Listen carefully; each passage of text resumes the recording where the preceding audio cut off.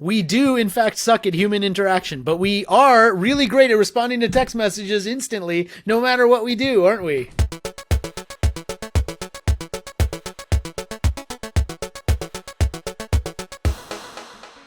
Welcome to Experience Points, presented by our friends at Avtex, who transform customer experience through CX design and orchestration. On Experience Points, contestants earn points by answering customer experience questions and share their insight on how to make your interactions remarkable. Those points turn into dollars for the charity of their choosing.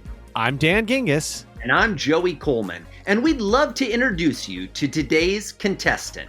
The incredible, the fabulous, the stupendous Rohit Bhargava. He's an innovation and marketing expert. He's the Wall Street Journal best-selling author of 6 business books, most recently one called Non-Obvious Megatrends, How to See What Others Miss and Predict the Future. He's a trend spotter and a huge Post-it note fan, and we're both fans of Rohit. Friends, welcome to the show, Rohit Bhargava. Thank you. It's a pleasure to be here. I am wearing a Post-it note below my waist right now, just for you. Family show, Rohit. Family show. Oh, it's way below. It's like on the ground. It's on your foot. Yeah, on your foot. Yeah, good. That's good. It's good to know. So since you are a non-obvious trend spotter, Rohit, what is your most favorite new trend in customer experience right now? Well, I don't know if it's a new trend, but it's definitely something that has been more and more important over time, and that is a trend I call human mode.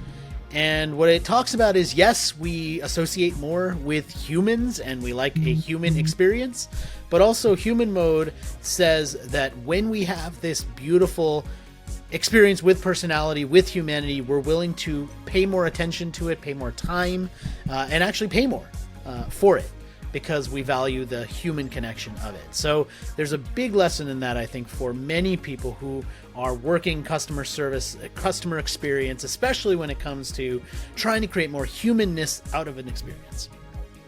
I love it. Pay attention to the humans. Well, speaking of pay attention to the humans, Rohit, you're going to be playing for a very special charity today. Can you tell us who you'll be playing for and why you chose to be such a huge fan? Wordplay. Excellent work, my friend. My charity is called Donors Choose, and it is a crowdfunding platform for teachers to put in projects that they'd like to get funded to basically help the kids that they're teaching. It's a great cause, a great site. I've been donating and following and working with them for many, many years now. And it is just an amazing thing. I think the teachers do not get the appreciation that they deserve, and they definitely need and deserve our help. Absolutely. And as the son of a teacher, I love this charity. So now that we know who you are playing for, Rohit, let's get into the game. And today we're going to be playing Think Fast. In Think Fast, you will have 1 minute to answer 5 experience questions. For each question, you must quickly choose between 2 possible answers. Correct answers given before time runs out are worth 100 points. 5 correct answers will earn you 500 bonus points for a possible score of 1,000 points. Are you ready to earn some money for the teachers? I am ready, yes. Let's earn some money. All right, so all of our questions today come from a report produced by the folks at Easy Texting, all about text communication and the next generation of communicating with your customers via business. Rohit, are you ready to go? Yes, I am ready. On your marks, get set, go. What percentage of consumers have received a text message from a business? 54% or 84%? 84. What percentage of consumers would like to receive appointment reminders via text? 83%? 83. 83% or 20%? Sorry, 83%. Which group checks their phone the most within an hour? 30 to 44-year-olds or 45 to 60-year-olds? Interesting one. I'm going to go with 45 to 60-year-olds. What percentage of consumers respond to text messages in less than 10 minutes? 50% or 78%? 78. And last but not least, what percentage of small businesses are set up to receive text messages from customers? 64% or 13%? 13%. Woo! Just in under the wire with 1 second to spare. That was incredibly fast. Now let's see how you did. The first question we asked you, what percentage of consumers have received a text message from a business? 54% or 84%? You said 84%. And you were correct. Congratulations. 84% is indeed the right answer. Woo! Woo! 1 for 1, Rohit. Doing good here. I love my text messages from businesses. Bring them on. I love it. I love it. Next question. What percentage of consumers would like to receive appointment reminders via text? 83% or 20%? You said 83%. And you were correct. 83% indeed. Woo! Feeling good. I like it. All right, next. Which group checks their phone the most within an hour? 30 to 44-year-olds or 45 to 60-year-olds? Rohit, I gotta tell you, when you were working on this one, I was getting a little nervous. But you came through. It is indeed Yes. 45 to 60-year-olds. I thought this was a trick question. It was a trick question. As it turns out, the older you are, the more attached you are to your text messages and checking your phone. You know, I had a personal reason for checking this because I just turned 45 and I check my phone way more this year than I did last year. So, you know, there you Focus go. group of 1, right? I love that you were able to bring your personal experience to bear to help you win points at Think Fast. All right, next question. What percentage of consumers respond to text messages in less than 10 minutes? You said 78%, and you were correct. 78%. Yes. Ironically enough, 50% respond in less than 3 minutes. So that was kind of a little bit of a hidden trick question on that one, but you got it right. We do in fact suck at human interaction, but we are really great at responding to text messages instantly, no matter what we do, aren't we? Very, very true. I love it. Well, here we are, friends. This is big. We're at question number Yes. 5. For those of you keeping score at home, Rohit is 4 for 4 as he came Let's go. into this last question. What percentage of small businesses are set up to receive text messages from customers? 64% or 13%? Rohit, remind us what you said. I said 13%. Oh, and we were so close. So close, yet so far. The correct answer is actually 64%. Here's the kicker, though. This was also a little bit of a trick question in the sense that 64% of small businesses are set up to receive text messages from customers, yet only 13% use the technology that they're set up on. And actually see, use text. that's what I was So it's a thinking of. little bit of a trick. You were right in the sense that they weren't using it. The trick, I guess, was in the setup. But the moral of the story is, Rohit, great job. We realize our customers want to text with us even more. Rohit, why do you think that is? Well, it's easy, first of all. And I think that it's more convenient when you're on the go, which for a lot of times when we're out somewhere, I think we're interacting with a business that we're about to go to. And so it would just be easier to send these quick messages. So that's probably part of it, convenience, right? Absolutely. I think another part is that this is how we communicate with other people in our lives. So it's very natural to us. It's easy.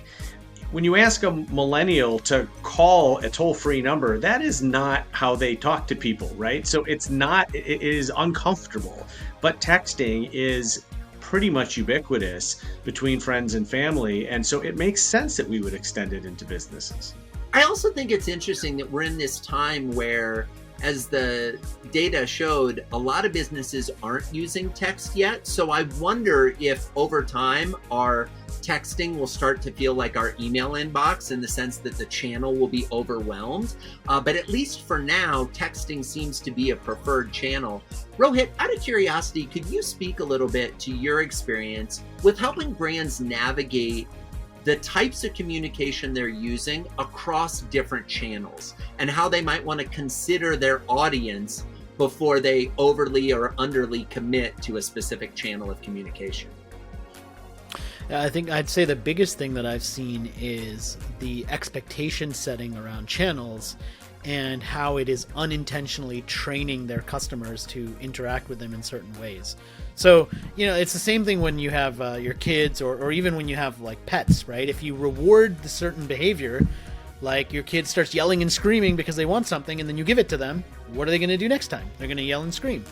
And in communications channels, we do the same thing, right? We keep somebody on hold for a long time if they call the customer service number, but if they send a tweet to the CEO, all of a sudden they get service within 20 minutes. What's somebody going to do, right? What are we training them to do? We're training them to tweet the CEO. And that's what's happened over and over again. And so I think that part of it is trying to set the right parameters and expectations for customers. And the other is to, it sort of conflicts with that, but it's not to be so rigid about expecting people to know the rules. And I saw this a lot with social media. We would have companies, I remember back in my agency days, we'd have companies that would set up a Twitter handle for marketing, and they'd set up one for customer service. And then they'd be really annoyed when somebody would tweet at the marketing one to get a customer service issue resolved. Because people don't know, right? They're just tweeting at the company. And it's not for them to learn your processes to make sure your stuff gets routed to the right person. That's not a customer's job. That's your job. I totally agree, Rohit. And I spoke about this at length in my book, which was all about social media customer service. And you're right that we can't expect the customers to behave, the way we want them to. We need to be there for how they are going to behave. But I always like to say people don't care about your organizational structure. That's your issue, as you say, right? So the fact that the marketing department is one silo in your company and the customer service department is another silo, and that your marketing people wanted that separate customer service handle because they hoped that then people wouldn't see the negative comments about them and that would just kind of hide it, doesn't make any sense to a customer because they don't care how you're organized. When they think about your brand, they think about your brand name, not your brand name plus the word help or your brand name plus the word support or whatever it is. And so I think it's really important that we meet customers where they are on the channel that they prefer in the way that they prefer it.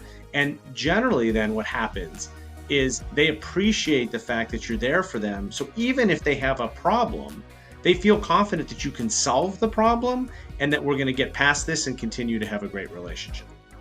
Yeah, I think that's so true, Dan. It's interesting that you would mention silos because I think all too often we use silos in business in the context of describing the different organizational departments. But there's an argument that in many organizations, the channels of communication with customers are siloed as well. There's the texting group, there's the email group, there's the in-person group. There's kind of different groups that aren't really communicating with each other. And as you know, Dan, I've talked about this plenty. As a guy who grew up as a kid in Iowa, farms are filled with silos. And while silos are great on the farm and certainly serve a purpose, they are a nightmare in your organization and they are a nightmare in your channel mix. So pay attention to the different ways you're communicating with your customers across all the channels and try to be where they want you to be as opposed to just focusing on where you want to be. Well, Dan, let's recap how Rohit scored playing Think Fast. Well, Rohit, this was a great game for you. And in this game, correct answers are worth 100 points. You answered 4 questions correctly, which means you earned 400 points. These points convert into dollars, which means Rohit has earned a $400 donation to Donors Choose. Congratulations, sir. Thank you. Congrats, Rohit. That's awesome. And that concludes this episode of Experience Points. Check out more games with Rohit and our other celebrity contestants at experiencepointsgame.com. That's experiencepointsgame.com. We'll see you soon for more examples of remarkable customer experiences here at Experience Points, presented by Avtex.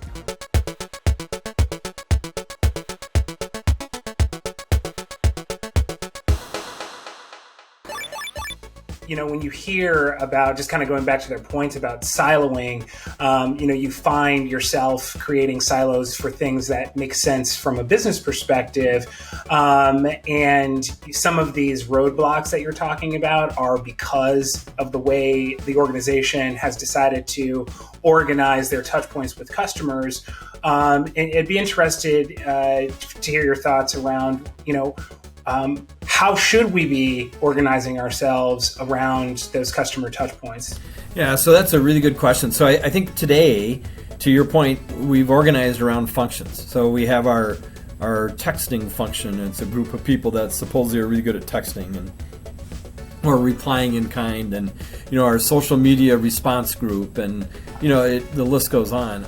I'm a big fan of, if we're going to really serve up a great experience, that experience needs to be tailored to the unique attributes of your various customer segments. So I'm a huge fan of thinking about organizing around the customer segment, that you have an organization that's solely focused on your best customers, and the things that we talked about are just competencies that exist within that organizational structure. And so I'd like to see us move towards more of a organizational structure that is organized around the customer segments, and then making sure that you're providing them a distinct customer experience through that organization, not trying to straddle the customer experience across a bunch of different functions.